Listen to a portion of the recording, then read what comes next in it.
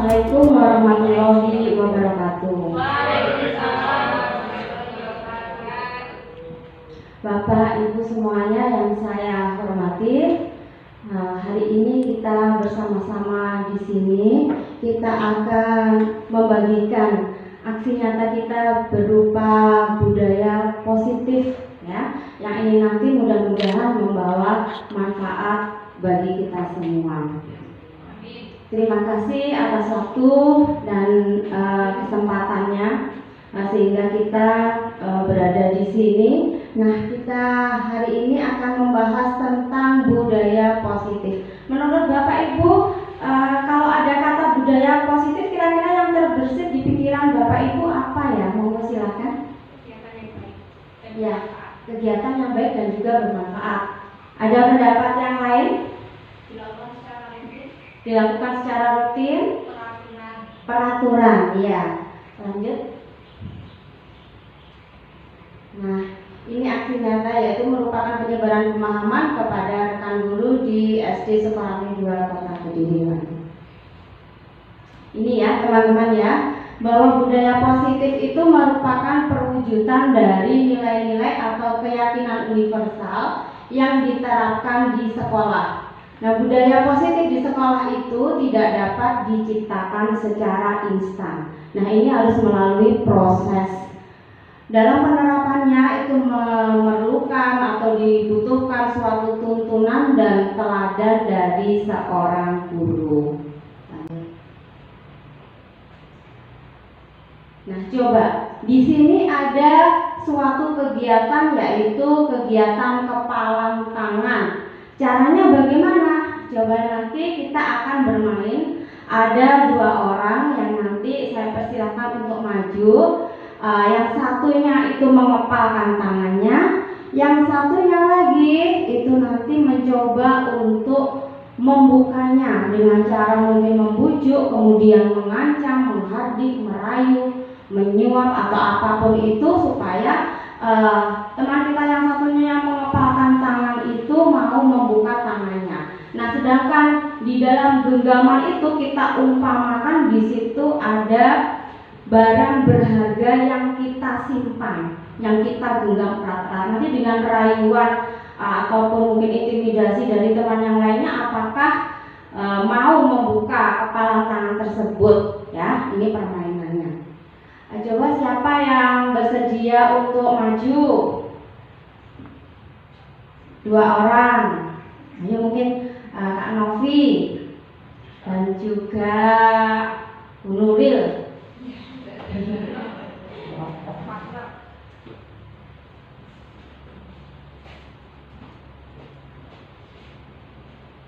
Agak berdekatan saja.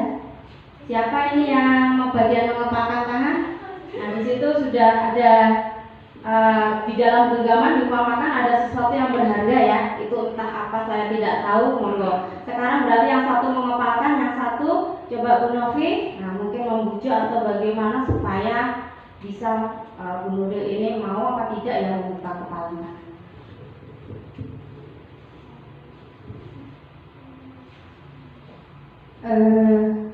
Ananda Nuril, Bu Novi pengen Ananda membuka kepala tangannya. Nanti kalau sudah dibuka akan Ibu berikan hadiah. Hadiahnya nanti dirahasiakan, yang jelas itu bermanfaat untuk Ananda. Saya nggak mau membuka kalau hadiahnya tidak diberikan ke saya. Oke, sekarang misalkan Ananda kan sebagai peserta didik, apa yang paling dibutuhkan kira-kira? Yang saya butuhkan adalah hal-hal yang menunjang pembelajaran. Oke, nanti Bu Novi akan memberikan 1 buah pensil dan juga 1 buah buku apabila Ananda mau membuka tangan dengan baik dan tulus. Bagaimana? Kapan saya bisa menerimanya? Secara langsung sudah saya siapkan. Oke, saya mau. Oke, silakan dibuka. Ya, terima kasih. Untuk hadiahnya nanti bisa diambil di mejanya Bu Novi ya. Terima kasih. genggaman apa ya? Kok dikasih hadiah pensil sudah dibuka genggaman tangannya? Itu tadi kan benda yang sangat berharga. Nah, itu dengan mudahnya dikasih pensil langsung dibuka seperti itu, oke? Nah, ya nggak apa-apa kan itu, karena apa panjenengan kok membukanya begitu saja dengan hadiah pensil itu karena apa kira-kira? Kalau saya membayangkan jadi peserta didik, saya kan pengen punya perlengkapan yang lengkap itu loh Bu. Oh, oke. Pensil dan sebagainya. Saya kalau belajar itu juga nyaman, lancar, nggak perlu menjadi teman kayak gitu. Nah, kan belum iming-imingnya adalah memberikan pensil dan perlengkapan belajar. Jadi saya tertarik. Karena panjenengan butuh. Iya, Ya. karena saya butuh. Dan senang dapat hadiah. Terima kasih. Begitu. Lanjut. Ini adalah perubahan paradigma stimulus respon atau teori kontrol atau teori pilihan. Nah, dari kegiatan tadi itu siapa sesungguhnya yang memiliki kontrol untuk menggenggam dan membuka tangan kita? Diri sendiri.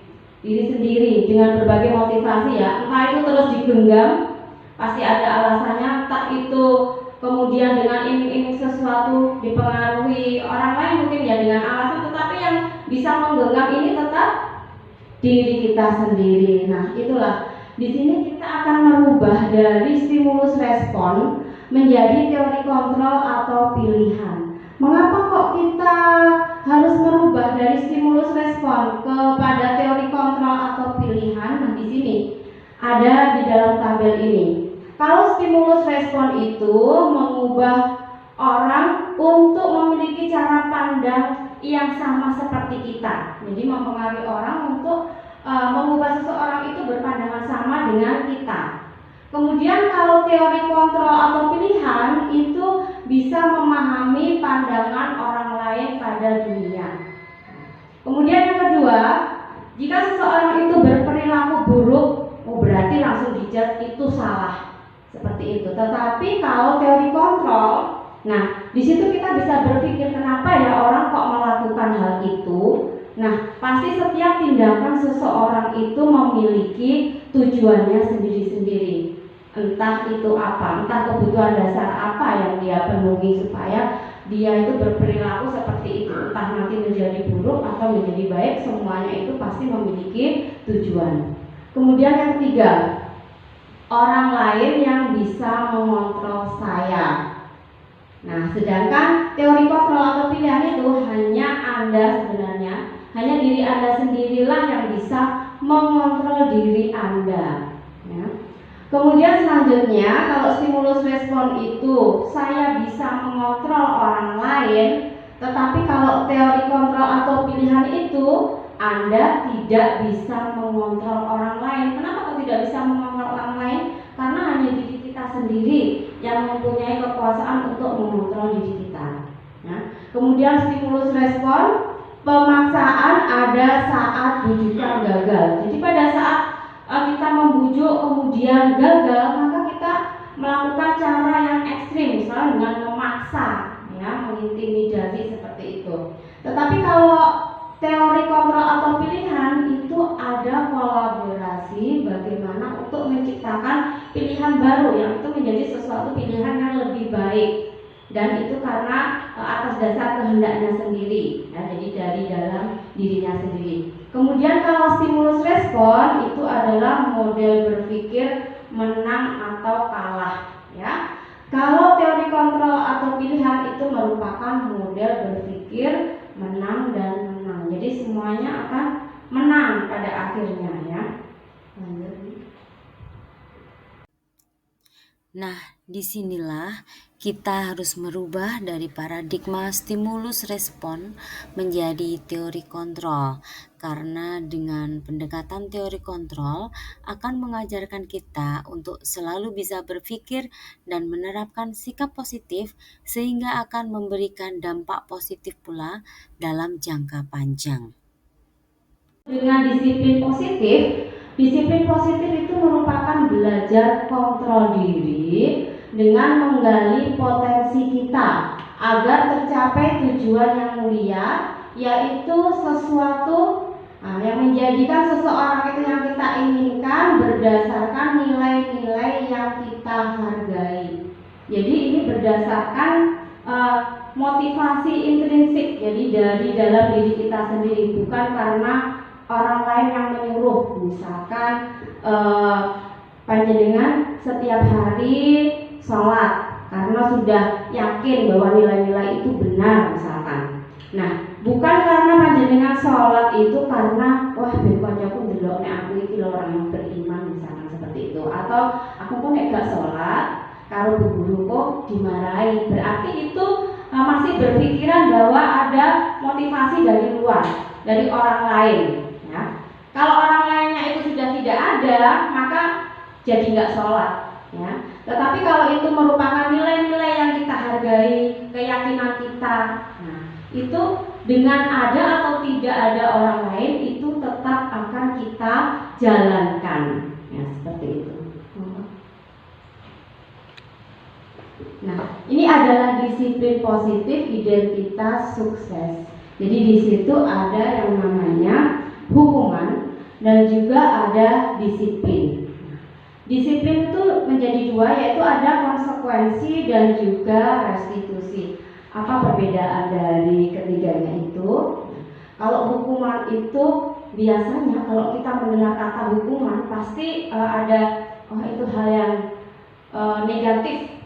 Mesti jelek dampaknya, seperti sesuatu yang menyakitkan, kemudian tidak nyaman, rasa tidak nyaman dalam waktu yang panjang mungkin karena sakit hati, atau korban itu merasa mendapatkan ketidakadilan, kemudian akan merasa tersakiti sehingga perilakunya malah nanti cenderung agresif.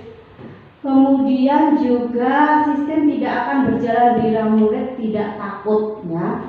Kemudian berlaku hanya pada sebuah institusi, tidak berlanjut pada kehidupan yang nyata karena tidak berdampak berpanjang. Kemudian peraturannya itu adalah kamu harus, mungkin ada kata-kata ancaman awas kalau tidak melakukan itu.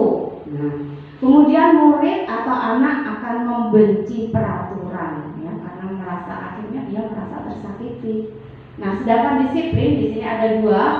Ada yang namanya konsekuensi dan juga restitusi. Konsekuensi ini yaitu sesuatu yang harus terjadi, karena ini konsekuensi ini merupakan suatu peraturan-peraturan ya yang diterapkan. Tetap membuat tidak nyaman untuk murid, tapi dalam jangka waktu yang pendek. Kemudian korban bisa merasa diabaikan, kemudian tetap merasa tidak nyaman. Jadi penguatan hanya bertahan dalam jangka yang pendek. Kemudian memerlukan monitoring dan supervisi terus-menerus dari guru. Misalkan kalau tidak mengerjakan tugas, nanti istirahat, kamu harus selesaikan ya di dalam kelas. Nanti harus terus diawasi. Jangan-jangan kalau tidak diawasi dia nggak mengerjakan. Jadi ini harus terus dimonitor, dipantau terus mengerjakan atau tidak ya. Kemudian membantu penerapan mengikuti peraturan dalam masyarakat. Apa peraturannya? Nah, ini kata-kata yang biasa dikatakan. Nah, jika itu merupakan disiplin konsekuensi. Mampukah kamu melakukannya? Kemudian terima kasih.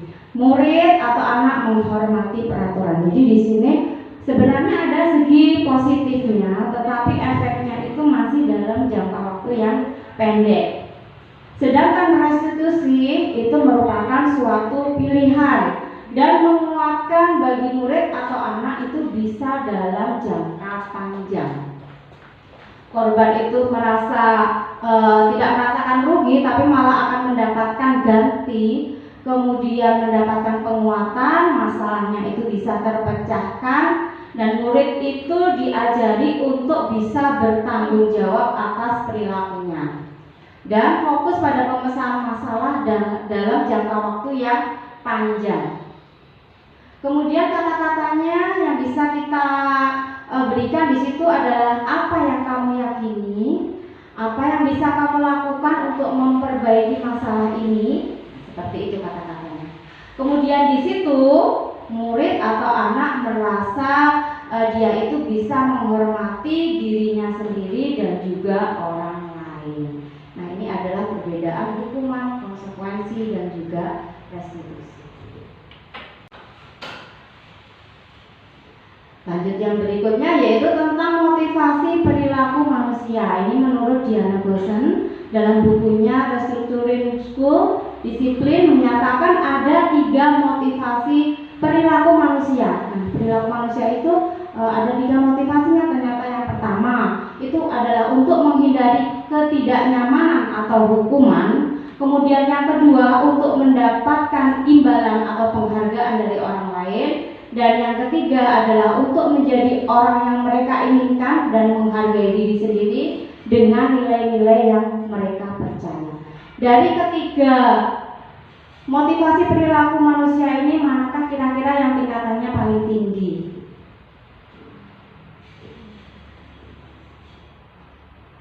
Apakah hanya untuk menghindari ketidaknyamanan? Jadi manut dengan peraturan sekolah karena takut dihukum, atau karena mau belajar dengan sungguh-sungguh karena dapat hadiah nanti di akhirnya. Kemudian atau apa yang mereka inginkan, untuk menjadi apa yang mereka inginkan dan menghargai diri sendiri. Jadi melakukan sesuatu karena ya memang nilai yang saya yakini itu yang benar itu begitu, bahwa jadi seorang pelajar itu memang harus belajar biar nanti cita-citanya tercapai. Nah, aku sholat, aku beribadah setiap hari itu supaya nanti misalkan menjadi manusia atau insan yang bertakwa. Nah, mempunyai nilai-nilai yang mereka percaya. Kira-kira dari ketiga ini mana yang paling tinggi tingkatannya? Poin yang ketiga ya. Jadi karena apa yang mereka lakukan itu bukan karena takut dihukum atau nanti dapat hadiah. Jangan-jangan kalau nggak dapat hadiah jadi nggak mau belajar, ya jadinya seperti itu. Jadi karena benar-benar bahwa apa yang mereka lakukan itu karena menghargai dirinya sendiri dan juga menghargai orang lain dengan nilai-nilai yang mereka yakini atau mereka percayai. Untuk selanjutnya yaitu kita akan membahas tentang keyakinan kelas. Selama ini mungkin Bapak Ibu mendengar tentang peraturan kelas. Mungkin baru kali ini ya membaca atau mendengar tentang keyakinan kelas. Nah, menurut Bapak Ibu, mengapa harus keyakinan kelas, bukan peraturan kelas? Monggo silakan. Mengapa harus keyakinan kelas, kok enggak peraturan kelas saja? Keyakinan berarti itu tumbuh dari diri masing-masing siswa. Saya harus begini, saya harus disiplin, saya harus taat.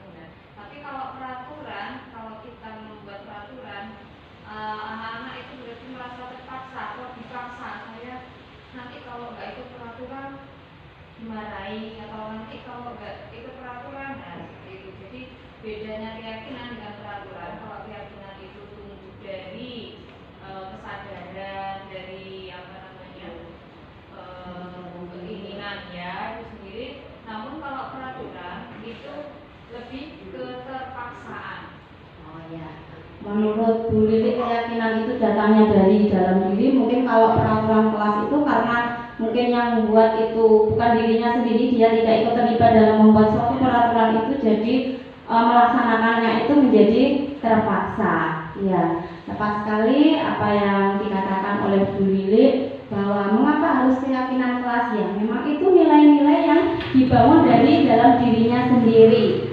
Jadi anak-anak itu terlibat langsung. Jadi apa yang mereka yakini, nilai-nilai apa yang baik yang bisa dia jalankan. Nah, di kelas itu, di sini ada keterlibatan bukan hanya dari pihak sekolah saja. Misalkan kalau ada peraturan sekolah, berarti yang buat mungkin sekolah, peraturan pemerintah yang buat pemerintah. Tetapi kalau keyakinan kelas, di situ ada kolaborasi antara anak-anak dan juga guru yang bersama-sama bersepakat dan kemudian meyakini nilai-nilai yang ingin diterapkan di kelas itu. Nah, jadi karena itu merupakan keyakinan, maka mereka akan dengan tulus melaksanakan apa yang sudah menjadi kesepakatan bersama.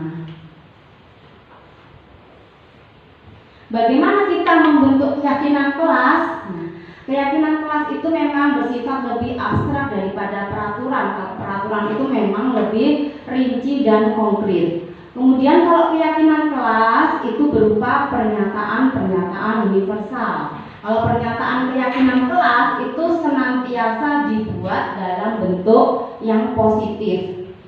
Kemudian keyakinan kelas itu hendaknya tidak usah terlalu banyak, sehingga anak-anak di dalam kelas itu mudah ingat dan bisa dipahami oleh semua warga kelas. Kemudian keyakinan kelas itu sebaiknya juga dapat diterapkan di lingkungan tersebut. Dan semua warga kelas diharapkan ikut berkontribusi dalam pembuatan keyakinan kelas lewat kegiatan curah pendapat. Dan nanti mungkin suatu waktu bergantinya waktu nanti bersedia meninjau kembali keyakinan kelas yang sudah mereka buat. Contoh, ini contohnya ya untuk keyakinan kelas. Simpel saja, senantiasa bersikap disiplin yang bisa diterapkan, senantiasa membantu, menghormati orang lain dan barang miliknya, berkomitmen pada semua tugas, menjaga kebersihan kelas dan sekitarnya. Nah, ini nanti dipasang di dinding kelas yang mudah dilihat, jadi mudah dilihat, mudah diingat, dan kata-katanya tidak terlalu panjang. Jadi semua bisa menerapkan keyakinan kelas yang sudah mereka buat bersama-sama. Nah, ini mungkin masukan bagi Bapak Ibu di tahun ajaran baru ini. Nah, bisakah Bapak Ibu menerapkan keyakinan di kelasnya masing-masing? Ya, karena dampaknya positif ya. Jadi ini bisa kita terapkan pada ajaran baru. Sekarang apa yang dilakukan manusia itu mungkin berkaitan dengan kebutuhan dasar manusia. Jadi kebutuhan dasar manusia itu ada 5 menurut William Glasser. Apa saja itu? Yaitu bertahan hidup, kemudian mendapatkan kasih sayang dan rasa diterima, kebebasan, kesenangan, dan juga penguasaan. Di sini William Glasser mengatakan bahwa seluruh tindakan manusia itu memiliki tujuan tertentu, yaitu memenuhi kebutuhan dasarnya. Nah, di sini ada 5 ya. Kebutuhan bertahan hidup itu yang seperti apa? Jadi ini berkaitan dengan terpenuhinya sandang, pangan, papan, kesehatan, rasa aman ya. Di sini masuk di dalam kebutuhan dasar bertahan hidup. Kemudian kebutuhan akan kasih sayang dan merasa diterima. Jadi adanya menerima rasa kasih sayang dan bisa diterima oleh orang lain di dalam kelompoknya ataupun di dalam keluarganya. Kemudian kebebasan yang di sini dimaksudkan adalah adanya kemandirian, adanya otonomi, kemudian memiliki pilihannya sendiri, jadi bebas menentukan pilihan sendiri. Kemudian kesenangan, yaitu mencari kesenangan, gembira, ya senang, nah itu merupakan kebutuhan dasar kesenangan. Kemudian yang terakhir adalah penguasaan. Itu dia itu diakui bahwa dia itu terampil, kemudian merasa dirinya itu kompeten, kemudian punya harga diri. Nah, ini adalah 5 kebutuhan dasar dari manusia. 5 posisi kontrol guru di dalam kelas atau di dalam sekolahan. Bisa jadi seorang guru itu memiliki kontrol sebagai penghukum atau membuat merasa bersalah. Bisa seperti kontrol teman, pemantau, dan juga manajer. Kira-kira menurut panjenengan yang biasa dilakukan dalam kesehariannya itu dalam melakukan kontrol guru itu panjenengan bertindak sebagai kontrol yang mana? Kebanyakan sebagai kontrol apa? Memantau. Ada lagi memposisikan dirinya sebagai apa? Teman, kadang-kadang sebagai teman, apalagi kalau kelas bawah nih sering ya. Nah, memposisikan diri sebagai teman biar murid didiknya itu nggak merasa takut. Nah, sebagai manajer, nah pernahkah kita memposisikan diri kita menjadi kontrol pembuat merasa bersalah atau juga penghukum? Oh, tidak pernah sebagai penghukum. Kalau membuat merasa bersalah, pernahkah? Mungkin sekali membuat anak-anak merasa bersalah.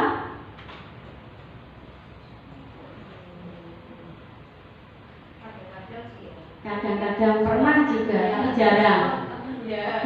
Tergantung, iya, situasinya. Macam-macam karakter gitu. Iya, dalam menghadapi berbagai macam karakter mungkin dengan dia merasa bersalah terus akhirnya manut seperti itu.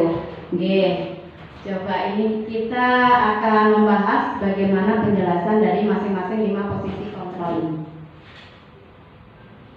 Sebagai penghukum itu biasanya menggunakan hukuman fisik maupun verbal, bisa dengan kata-kata maupun hukuman fisik. Hukuman fisik misalnya apa? Mungkin dicubit, atau mungkin verbal itu dengan kata-kata, selalu saja kamu yang buat masalah, wes mesti tak titeni cah iki mesti heboh kayak ulah mendino. Nah, itu berarti menggunakan hukuman fisik maupun verbal. Misalkan hukumannya karena nggak pakai sepatu sesuai dengan peraturan, anak-anak disuruh misalkan wes karena nggak sesuai dengan peraturan kamu nggak usah pakai sepatu. Nah, karena nggak cocok dengan sepatu yang atau disuruh keliling lapangan berapa kali ya karena saking marahnya guru tersebut. Nah, biasanya guru yang menggunakan posisi penghukum ini menggunakan kata-kata patuhi aturan saya. Awas kalau kamu nggak mau nurut, Bu Melin hukum, atau Pak Guru hukum kamu keliling lapangan 2 kali. Nah, kok masih ngeyel keliling 5 kali? Misalkan seperti itu ya, biar kapok kamu gak ada jera-jeranya setiap hari begitu saja, bikin emosi saja ya, misalkan seperti itu ya. Itu adalah penghukum. Nah, kemungkinannya bagaimana dengan memposisikan diri sebagai guru penghukum?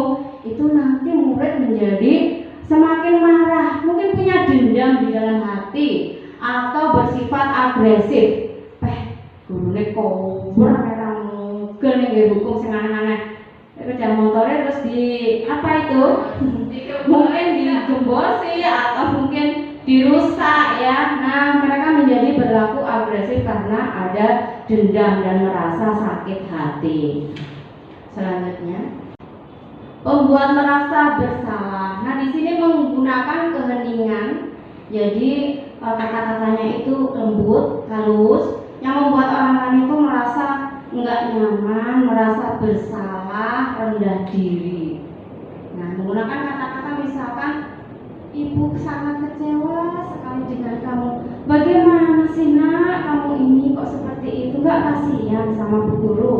Kalau kamu terus-menerus seperti itu, nanti Bu Melin dikira nggak bisa mendidik kamu.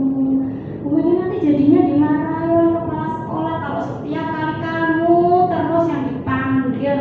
Ya Allah, anaknya jadi merasa gagal, kemudian tidak sanggup membahagiakan orang lain ya. Tidak seperti yang kontrol diri penghukum tadi yang bisa langsung bergejolak kemudian melupakan emosi dengan melakukan hal yang negatif. Tetapi kalau pembuat rasa bersalah ini, anak-anak akan merasa gagal dan akhirnya seperti memendam di dalam hati, merasa bersalah.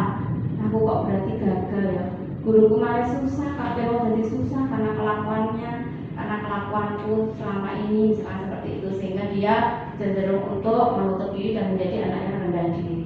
Akhirnya sebagai teman, di sini menggunakan hubungan baik dan humor untuk mempengaruhi orang lain. Jadi sikapnya itu ramah, kata-katanya itu ramah, menggunakan kata-kata iya sudah, kali ini nggak apa-apa dah, nanti ibu bantu bereskan, tenang ya, tapi lain kali jangan seperti itu lagi loh, oke?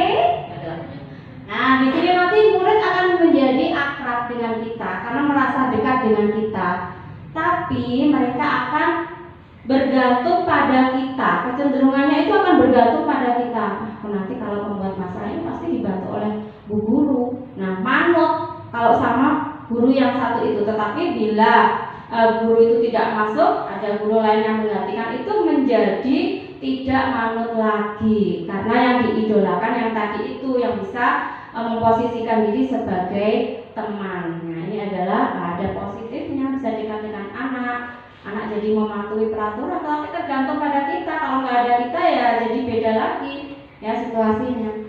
Lanjutnya, sebagai seorang pemantau, nah ini senantiasa mengawasi, menggunakan sanksi atau konsekuensi yang sesuai dengan peraturan yang ada. Dengan menggunakan kata-kata, peraturannya apa?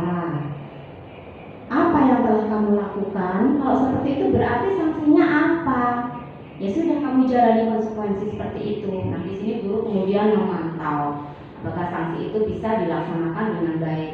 Nah, di sini kelebihannya yaitu murid memahami konsekuensi yang harus dijalankan karena telah melanggar salah satu peraturan, ya, manut pada peraturan, tahu kalau berbuat seperti itu konsekuensinya seperti itu, ya sudah dijalankan saja.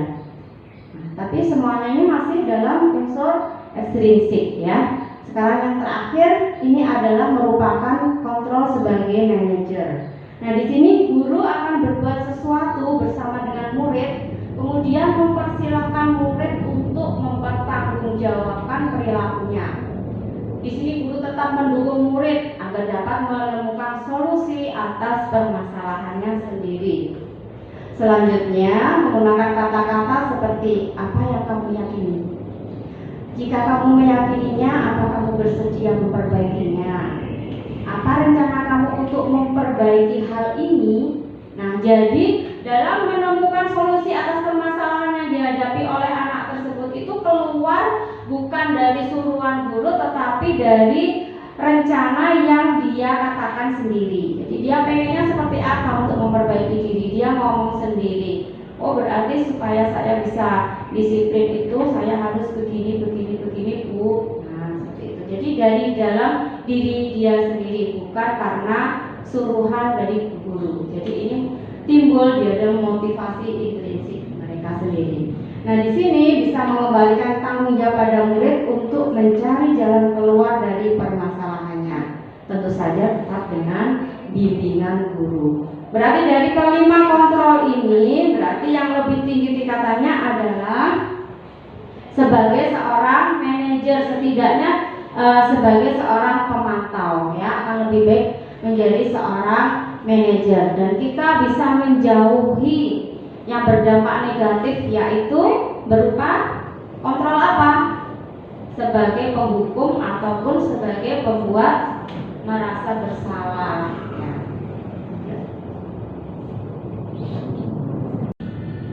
Nah, ini contohnya, ya.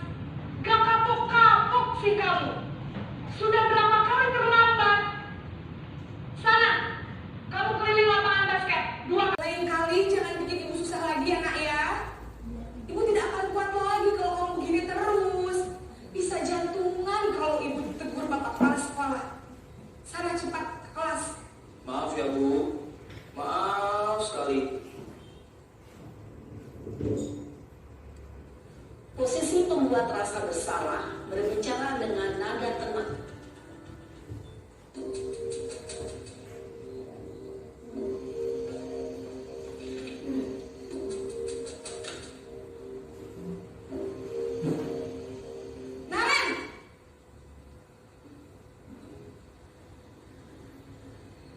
Selamat pagi, Bu. Wah, sudah jam berapa ini, Nak? Terlambat lagi ya, sayang?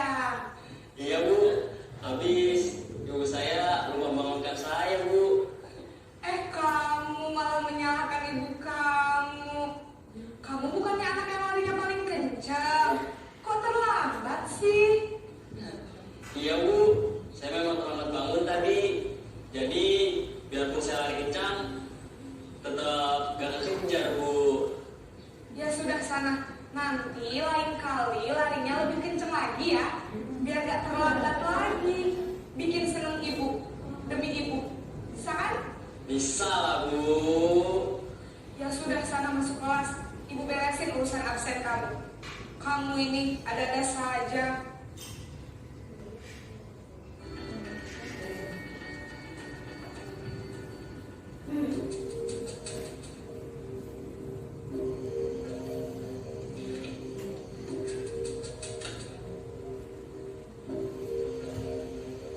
Naren!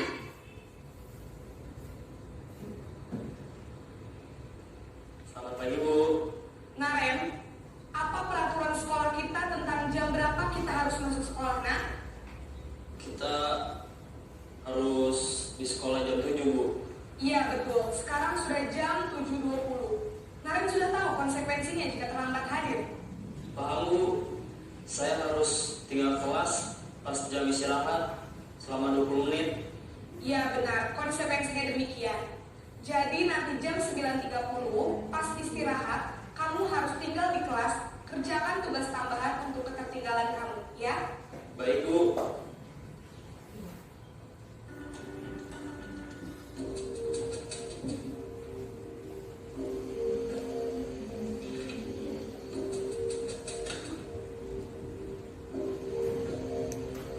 Naren!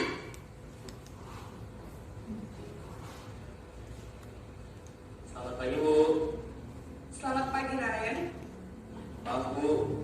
Saya terlambat. Iya, sekolah masuknya jam 7, sekarang sudah jam 7.20. Jadi sekarang bagaimana ini, Naren? Maaf, Bu. Saya lupa setel alarm saya semalam. Baiklah, menurut kamu, keyakinan sekolah yang mana yang perlu kamu tingkatkan? Menghargai diri sendiri dan orang lain mungkin ya, Bu. Setuju. Jadi, apakah Naren meyakini prinsip saling menghormati tersebut? Iya, Bu. Saya meyakininya. Apakah Naren bersedia memperbaiki masalah keterlambatan ini? Bersedia, Bu. Bagaimana kamu akan perbaiki masalah keterlambatan ini? Saya akan coba untuk tidak lupa menyetel alarm saya, Bu. Baik, kalau Naren lupa menyetel alarm di rumah, ada orang yang kira-kira bisa bantu mengingatkan tidak? Ada, Bu. Kakak saya, Kak Emma. Ada lagi selain Kak Emma? Selain Kak Emma, ada ibu saya. Baik, jadi yang mengingatkan Naren adalah Kak Emma dan ibu kamu ya? Kira-kira akan mulai setel alarm kapan nih, Naren? Setelah pulang sekolah, akan segera saya lakukan. Baik, jadi Naren akan setel alarm untuk bangun besok pagi dan akan diingatkan oleh kakak dan ibunda Naren ya. Ada lagi yang mungkin perlu dilakukan, Naren, agar tidak terlambat bangun lagi? Tidak ada, Bu. Baik, Naren, terima kasih untuk kerjasama kamu. Sekarang kamu perlu kembali ke kelas untuk belajar. Baik, Bu. Ya, Terima itu kasih. adalah gambaran dari 5 posisi kontrol. Kita akan membahas tentang restitusi. Apa itu yang dimaksud dengan restitusi? Itu adalah suatu proses untuk menciptakan kondisi bagi murid untuk memperbaiki kesalahan mereka, sehingga mereka nantinya bisa kembali lagi ke kelompoknya dengan karakter yang lebih kuat menurut Kristen tahun 2004. Kemudian restitusi ini bukan untuk menebus kesalahan, tapi merupakan sebuah tawaran, bukan suatu paksaan, dan fokus pada solusi dan mengembalikan murid yang bersalah pada kelompoknya, sehingga didapatkan nanti murid yang mandiri dan bertanggung jawab. Di sini ada yang dinamakan segitiga restitusi, yaitu apa? Yang pertama adalah menstabilkan identitas, kemudian menanyakan keyakinan, yang kedua adalah validasi tindakan yang salah, dan yang terakhir adalah menanyakan keyakinan. Untuk yang pertama, menstabilkan identitas, bahwa setiap orang itu pasti pernah melakukan kesalahan, dan kamu atau anak tersebut itu bukan satu-satunya yang pernah melakukan hal tersebut atau melakukan kesalahan tersebut. Dengan langkah menstabilkan identitas ini, maka mereka akan merasa nyaman dulu ngobrol dengan kita, ya, sehingga terbuka. ya. Nah, di situ anak-anak menjadi dekat dengan kita. Nah, nanti sehingga anak-anak itu bisa menceritakan apa kejadian sebenarnya. Kemudian validasi tindakan yang salah, yaitu adalah cara yang lebih efektif untuk mendapatkan apa yang kamu butuhkan. Nah, pasti kamu punya alasan mengapa melakukan itu. Jadi ditanya dulu, jangan langsung diapakan gitu ya, dimarah-marahi atau bagaimana. Tetapi bahwa tadi sudah kita belajar bahwa segala sesuatu itu pasti ada tujuannya. Kita tanyakan dulu alasannya mereka berbuat itu mengapa. Kemudian yang terakhir, kita mengingatkan lagi pada keyakinan yang mereka miliki atau nilai-nilai yang mereka yakini kebenarannya.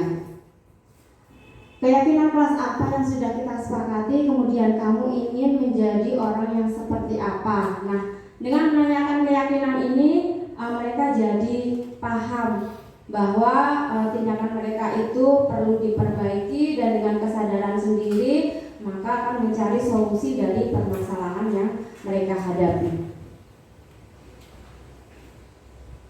Dengan menstabilkan identitas, yang pertama itu berdasarkan prinsip membuat kesalahan itu adalah bagian dari proses pembelajaran. Dan di sini akan menggeser identitas gagal ke identitas yang sukses.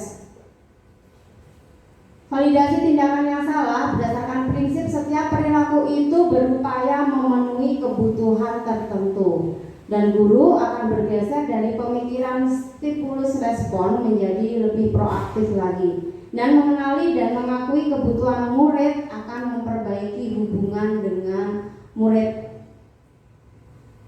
Terakhir, menanyakan keyakinan, dari itu nanti akan diberikan pertanyaan-pertanyaan bermakna yang fungsinya untuk memunculkan motivasi secara intrinsik dan mampu mengaitkan keyakinannya dengan tindakan yang salah. Nah, ini adalah praktek penerapan segitiga restitusi. Nanda, kamu tahu apa yang terjadi? Tahu, Bu. Maaf, tadi saya menyiram sayur berbeda Krishna. Mengapa kamu melakukannya? Krishna sih, Bu, mengolok-olok saya karena selalu mengerjakan tugas terlambat. Gara-gara Krishna itu, Bu, kesal saya. Oh, gitu. Ibu tahu kamu kesal dengan sikap Krishna. Kamu mempertahankan harga diri kamu itu juga suatu hal yang penting. Untung saja kamu hanya menyiram sayur untuk Krishna, tidak sampai melakukan hal yang lebih jauh lagi, apalagi sampai memukul. Tapi menurut kamu, apakah perbuatan kamu itu sudah benar? Tidak sih, Bu, cuma saya kesal setelah Krishna itu, Bu. Itu, Bu Meli tahu apa yang kamu lakukan itu pasti ada alasannya. Tetapi apakah perbuatan kamu itu tidak merugikan orang lain? Ya ada sih, Bu. Baju Krishna menjadi basah dan kotor, jadi harus menelpon ibunya untuk membawakan baju gantinya ke sekolah. Ada lagi yang lain? Apa ya? Saya juga membuang-buang makanan, Bu. Nah, masih ingatkah kamu pada keyakinan kelas yang telah kita buat bersama? Keyakinan yang mana? Kita harus selalu menghormati dan bersyukur atas apa yang kita punya. Apakah kamu mau memperbaiki sikap kamu? Mau. Apa cara kamu untuk memperbaiki diri? Saya akan minta maaf pada Krishna atas perbuatan saya tadi. Saya akan belajar bersungguh-sungguh dan mengerjakan tugas tepat waktu. Jika ada masalah, saya akan melaporkannya kepada guru kelas saya. Saya akan bersyukur atas apa yang saya punya dan tidak memperbaiki. Tepat sekali apa yang kamu lakukan itu, Manda. Tetap semangat ya dalam memperbaiki diri. Terima kasih, Bu. Baik, itu tadi adalah praktik penerapan segitiga. Kamu tahu apa yang terjadi? Tahu, Bu. Maaf, tadi saya menyiram Bapak Ibu semuanya, dari awal sampai akhir tadi kita sudah belajar Krishna sih, Bu. Mengolok-olok saya karena ternyata sangat penting sekali untuk menerapkan gara-gara Krishna itu, Bu, kesal saya. dan di situ ada banyak hal yang bermanfaat sekali yang bisa memunculkan motivasi intrinsik dari diri kita sendiri, sehingga dalam melakukan sesuatu saja itu kamu bisa hanya menyerang saya. berdampak positif dalam Tidak jangka sampai panjang. melakukan hal yang Sekian berbeda. dari Apalagi saya, sampai mudah-mudahan ilmu yang saya dapatkan dari program apakah Guru perbuatan Bina kamu ini sudah bisa benar? memotivasi Bapak Ibu Tidak, untuk cuma saya kesal menerapkannya setelah dalam listrik. kehidupan sehari-hari di kelas maupun di lingkungan sekolah ini sehingga mengubah ekosistem lingkungan sekolah menjadi berupa Tapi lebih apakah baik perbuatan lagi. kamu itu tidak Terima merugikan kasih. orang Kalau lain? ada kesalahannya, Tidak mohon ada. maaf. Wassalamualaikum warahmatullahi wabarakatuh. Jadi harus menerima usia untuk mendapatkan baju. Assalamualaikum warahmatullahi wabarakatuh.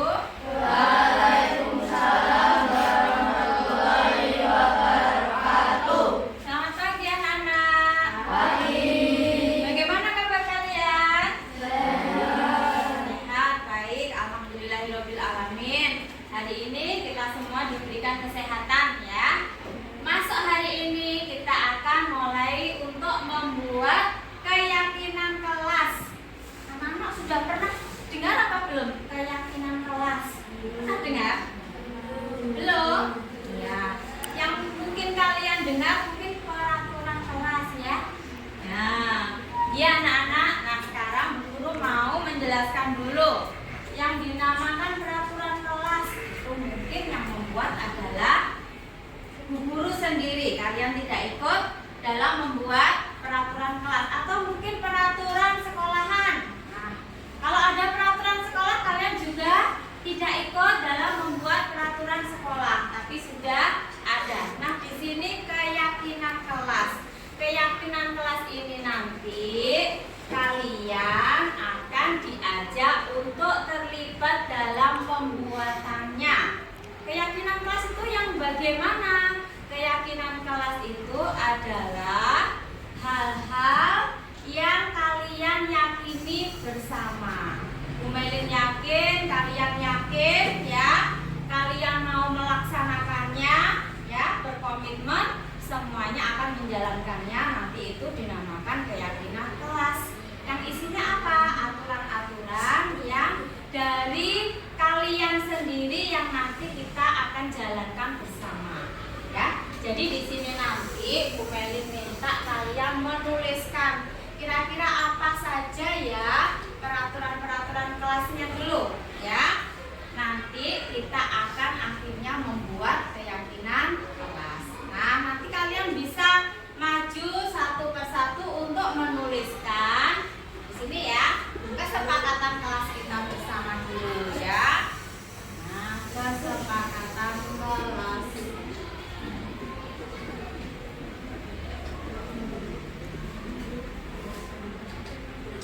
Kesepakatan kelas apa saja? Siapa yang mau menuliskan? Kalian pengennya kelas kita nanti seperti apa? Ya, mungkin tentang kebersihannya bagaimana, apa kedisiplinannya bagaimana, kemudian penataan atau dalam merapikan barang-barang itu bagaimana? Ayo coba kalian maju untuk menuliskan di sini. Nanti akan menuliskan dulu kesepakatan kelas kita di papan tulis ya. Nanti kalian ingin membuat kesepakatan kelas yang bagaimana? Nanti kamu bisa menulisnya di sini. Ayo silakan. Ya.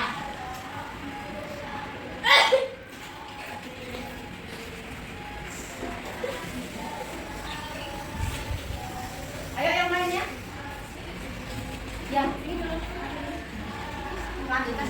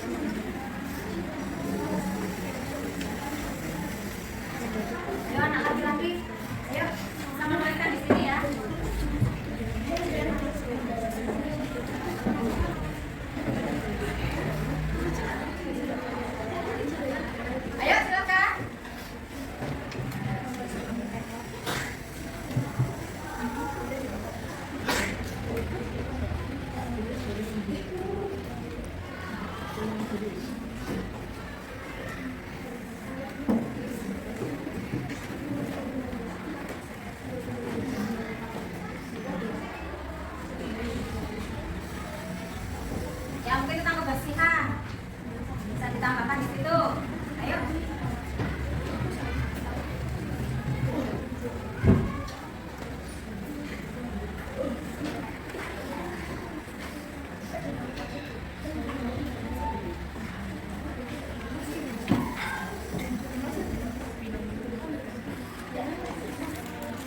Ayo silakan. Ayo yang belum, silakan. Tentang kebersihan ataupun dalam menyelesaikan tugas.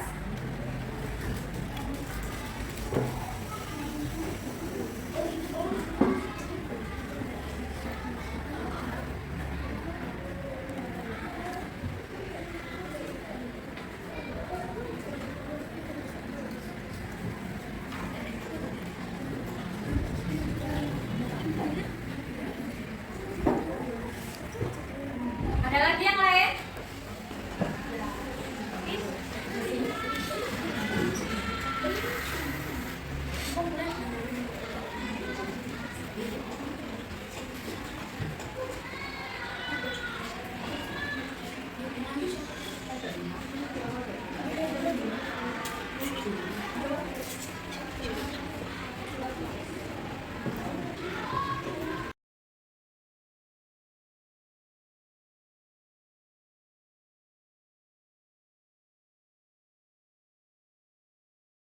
Assalamualaikum warahmatullahi wabarakatuh. Perkenalkan, nama saya Lita Dwi Septiarini.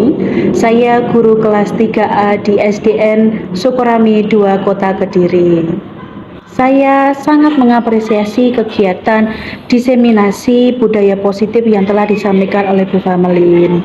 Dalam kegiatan tersebut, saya dapat mengetahui bagaimana disiplin positif, kebutuhan manusia, posisi kontrol, dan bagaimana penerapan segitiga restitusi dalam penerapan permasalahan pada anak. Dengan pemaparan materi yang telah disampaikan, saya jadi tertarik untuk membuat penerapan di kelas saya bersama anak-anak saya. Karena kegiatan ini bermanfaat sekali untuk membentuk karakter pada siswa. Terima kasih untuk materi yang telah diberikan. Terima kasih untuk Bu Famelin, semangat terus dalam berbagi ilmunya. Demikian dari saya, akhir kata, wassalamualaikum warahmatullahi wabarakatuh. Assalamualaikum warahmatullahi wabarakatuh. Perkenalkan, nama saya Rania Zahra, murid kelas 6A SDN Sukorami 2. Senang rasanya saya membuat keyakinan kelas bersama teman-teman. Dengan membuat keyakinan kelas, saya merasa dihargai. Terima kasih Bu Meli. Wassalamualaikum warahmatullahi wabarakatuh.